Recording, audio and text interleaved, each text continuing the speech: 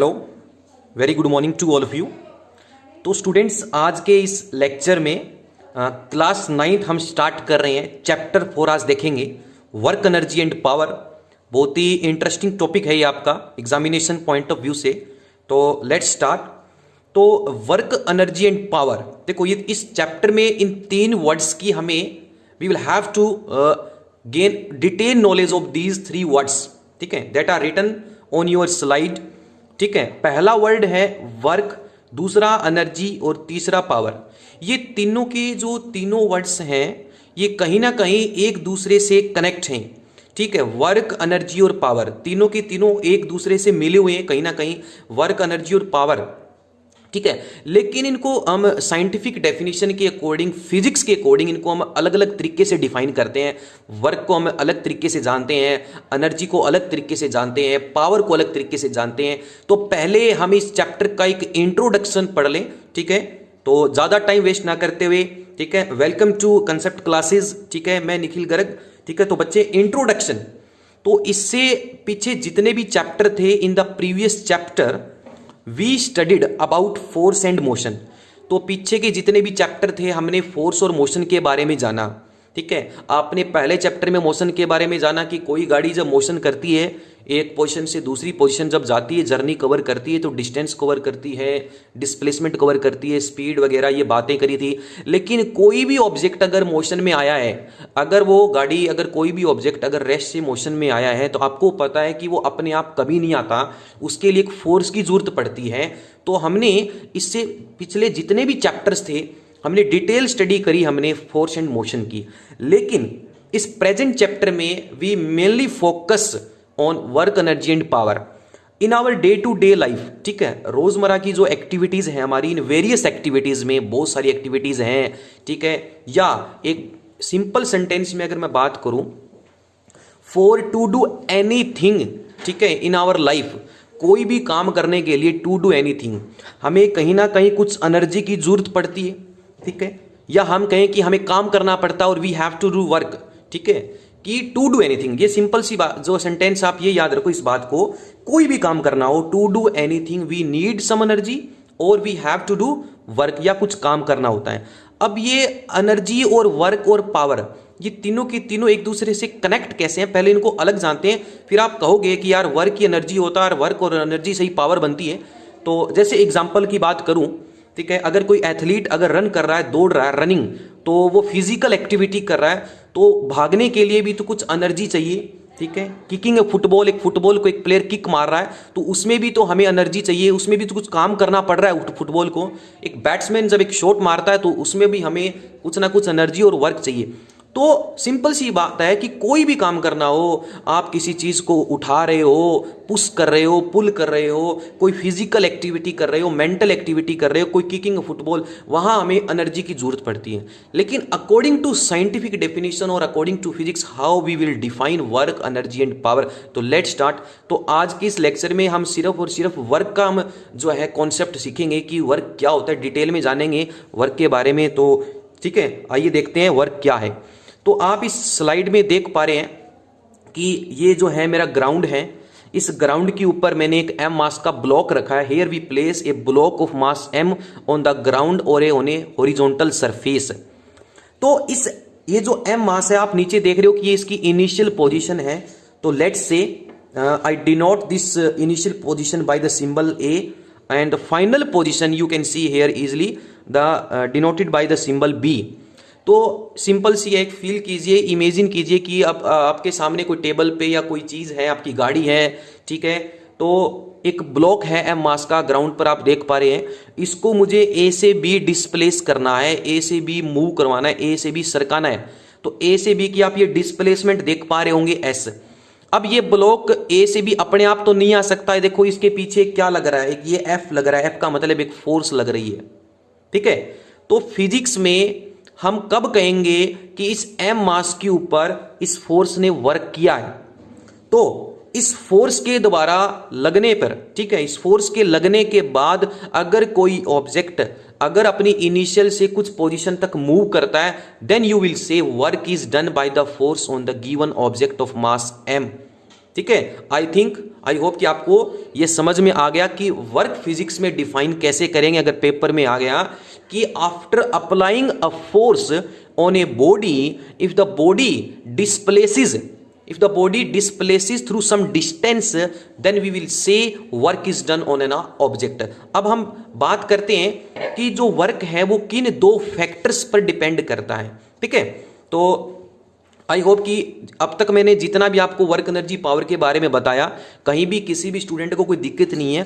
ठीक है, if any query, अभी भी कोई क्वेरी है तो आप मुझे पूछ सकते हैं। ठीक है, अपने पर्सनल कॉन्टेक्ट के ऊपर। ठीक है, तो हमने वर्क एनर्जी एंड पावर में वर्क के बारे में हमने जाना। तो वर्क डन बाय फोर्स देख रहे हैं, डिपेंड्स ऑन टू फैक्टर्स।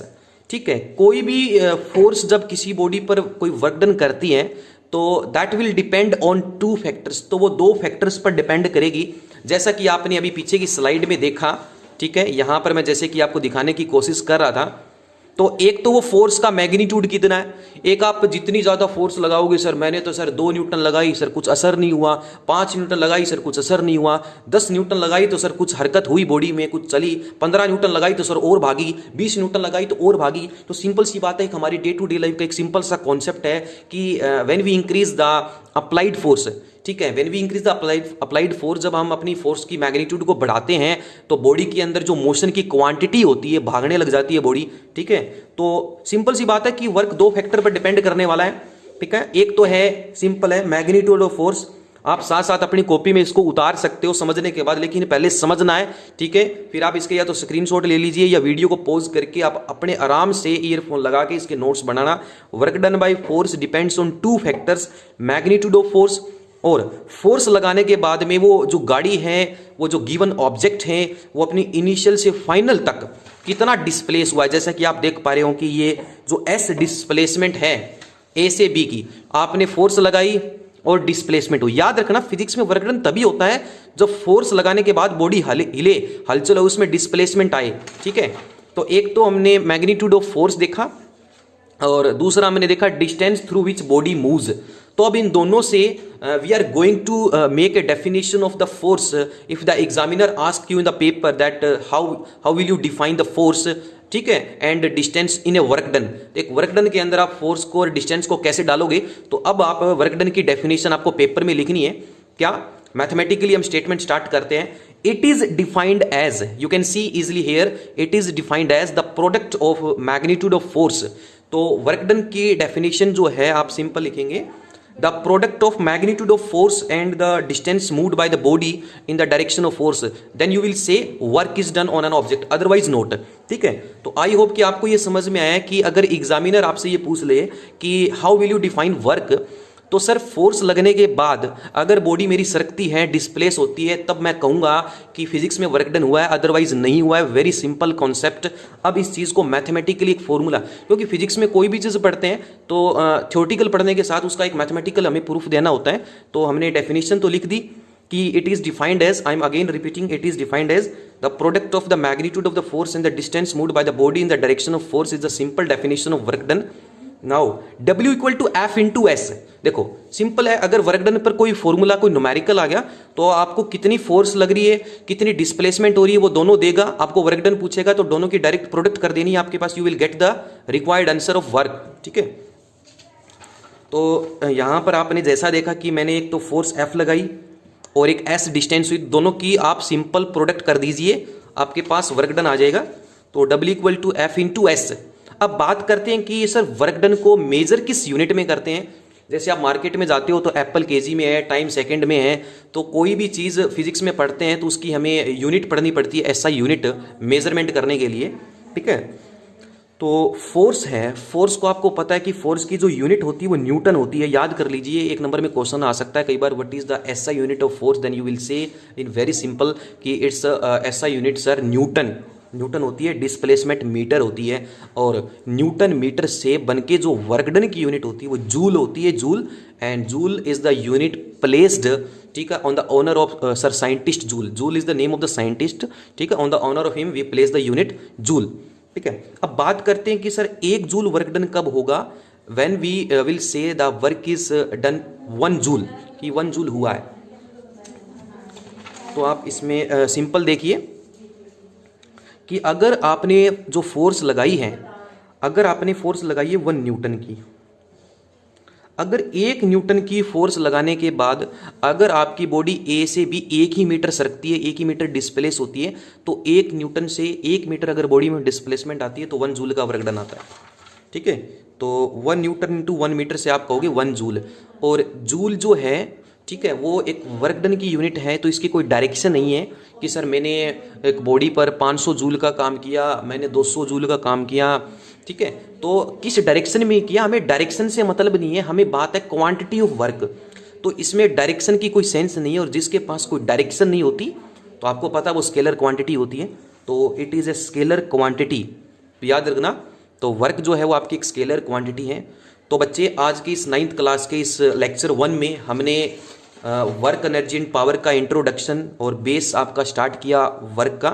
तो नेक्स्ट लेक्चर में हम बात करेंगे वर्क के बारे में और जानेंगे थोड़ा सा इंटरेस्टिंग रूप में। ठीक है, टाइप्स ऑफ वर्क डन के बारे में जानेंगे, कुछ 1-2 क्वेश्चंस करेंगे ताकि अगर पेपर में कुछ आ गया वर्क से रिलेटेड तो आप उसको ईजिली सोल्व कर पाएँ। ठीक है, तब तक के लिए इस लेक्चर को अटेंड कीजिए। अच्छी, थैंक यू, ओके।